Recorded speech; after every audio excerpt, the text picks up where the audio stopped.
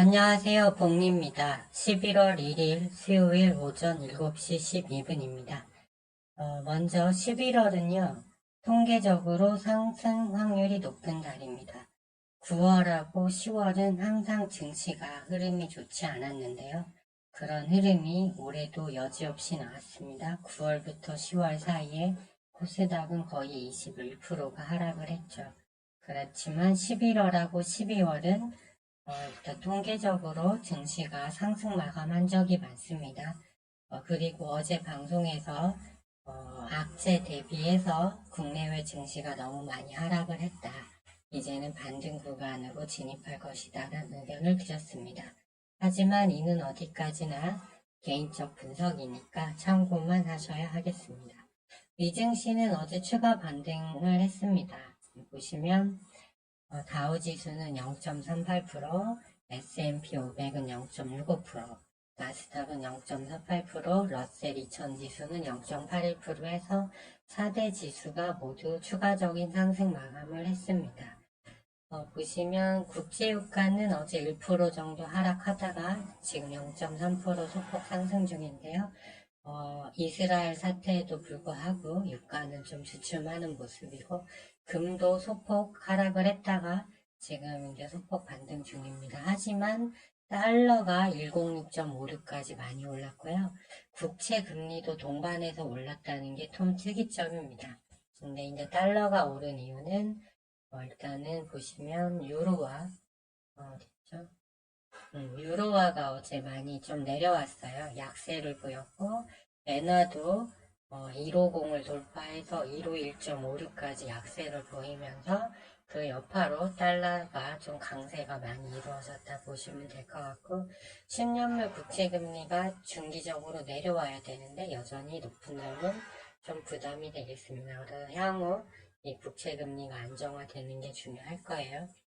어제 우리 증시가 유독 급락한 이유는요, 전기차 판매, 즉 전기차 수요량이 좀 향후에 예측치보다 많이 줄어들 것이라는 전망으로 지난 금요일 미국 증시 나스닥이 1% 넘게 상승했으나 테슬라가 4% 정도 하락한 게 단초가 됐고요. 또 어제 우리장 열리기 전에 발표된 중국 산업 생산이 3개월 연속 감소하면서 이런 악재들이 영향을 줬어요. 거기다가 반도체까지 코스피가 2300선 마지노선이 깨지면서 투매 물량이 나오면서 대형주들이 급락했죠. 그렇기 때문에 좀 최악의 하루가 어제 나왔다고 보여집니다. 하지만 어제 보시면 테슬라도 1.76% 반등을 해서 이거를 좀 극복해냈고요. 필라델피아 반도체 지수도 0.96% 반등이 나왔습니다. 그래서 어제 지난 금요일 미증시 상승에도 우리 증시는 어제 많이 하락이 나왔기 때문에 오늘은 어느 정도 되돌리는 흐름이 나올 걸로 보여집니다.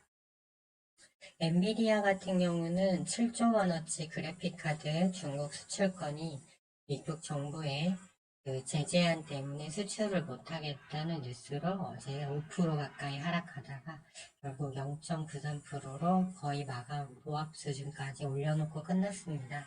그래서 이런 것들이 미중 정상회담 관련해서 이제 거래 조건이 될 것 같아요. 그리고 1시간 전에 나온 연합뉴스 속보를 보면 백악관에서 11월에 시진핑과 건설적 대화를 하기를 희망하고 현재 물밑 접촉을 계속 진행하고 있다고 발표가 나왔습니다. 그래서 이게 진행이 된다면 증시에 일단은 반짝 호재가 될 걸로 보고 있습니다.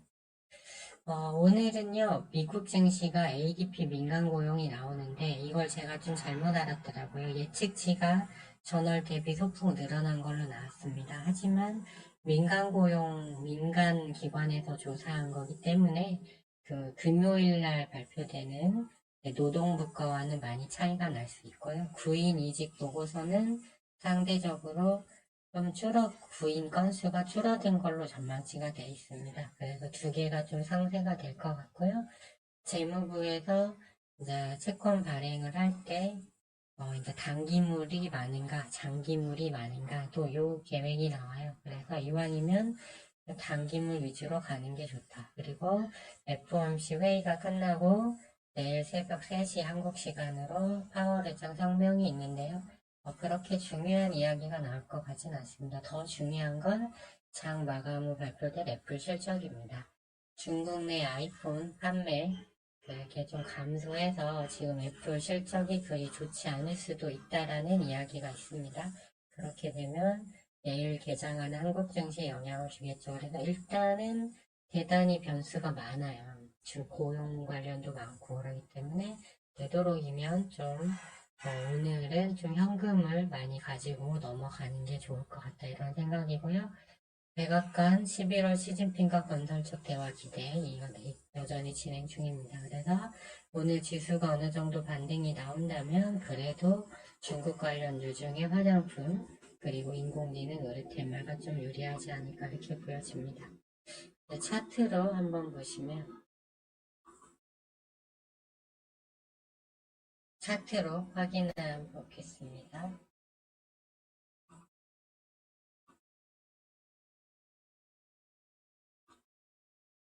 지금 보시면 10년물 국채금리가 빠지다가 지금 윗골 아랫골이 달고 다시 올라간 게 보이시죠? 얘가 계속 내려와서 4.5%대의 수렴이 돼야 되는데 5를 뚫고 넘어가면 좋지 않은데 일단은 다시 올라갔어요.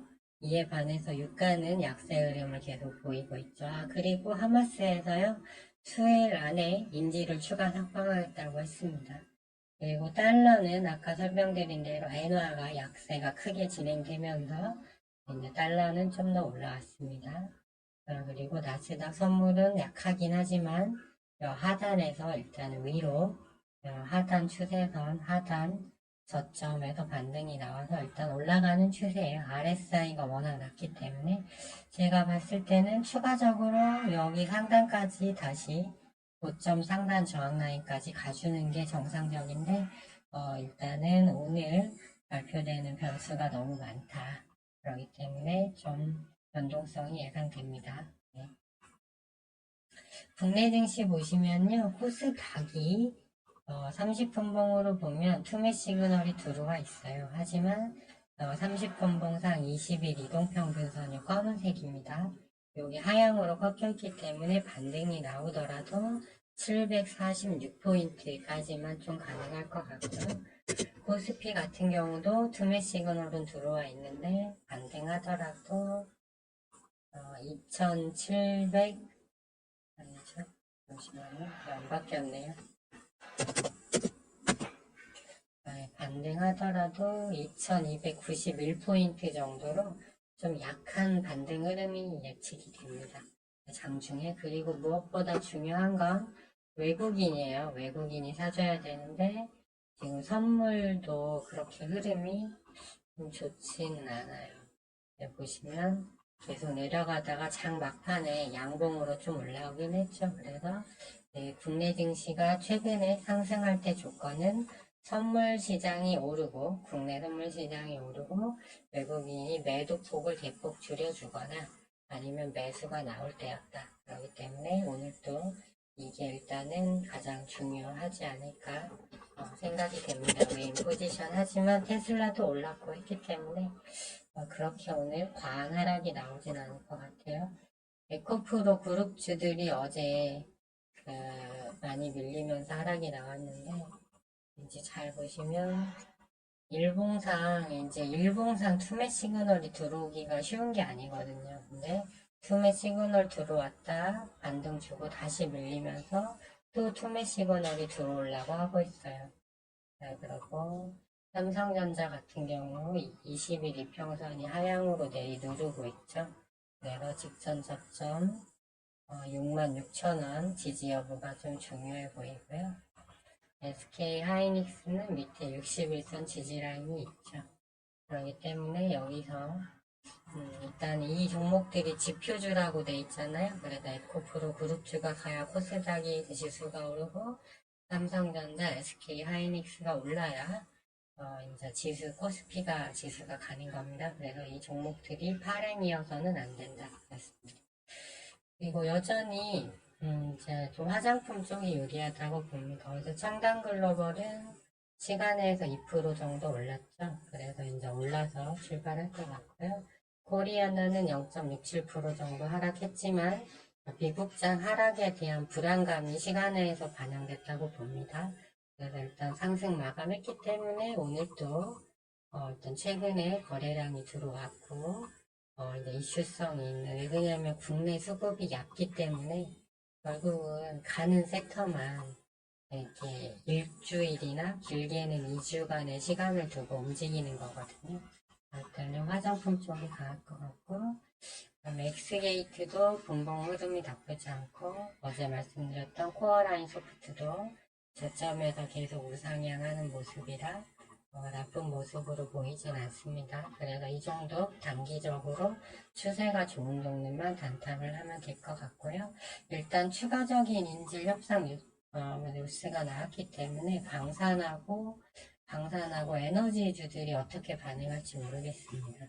이렇게 시간에서 좀씩 다 올랐는데 흥구석유가 제일 많이 올랐어요. 3.5% 정도. 근데 국제 유가 하락하고 뭐 이란의 추가 확정 그런 게 없었잖아요. 그래서 시장을 봐서는 방산과 에너지, 금리 인상 관련주, 뭐 엘컴텍, 제주은행 이 섹터가 죽어야 됩니다.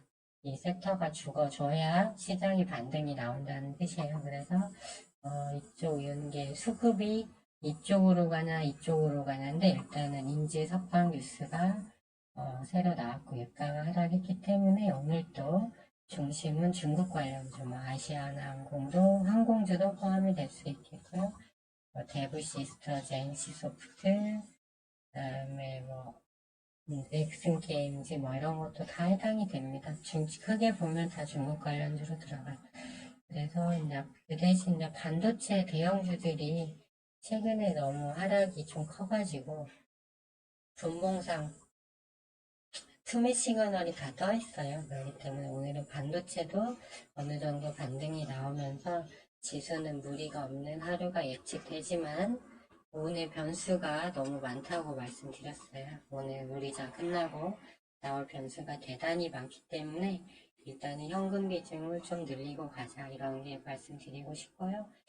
지금 우크라이나에서는 구상병을 치료할 수 있는 그런 치료제가 없다, 이게 의약품이 없다라는 말이 또 나왔어요. 그리고 EU에서 유럽 지역에서 우크라이나 지원 예산을 내년에는 2분의 1로 줄이겠다라고 말했습니다. 아직 미국은 주지도 못하고 있는데 그렇기 때문에 종전이 가까워지고 있기 때문에 재건주 보유 비중은 그대로 가지고 가시는 게 일단 좋다고 생각이 됩니다. 네, 일단은 오늘 정리하면 오늘은 어느 정도 국내 증시 반등 나오는 게 정상적인 거고요.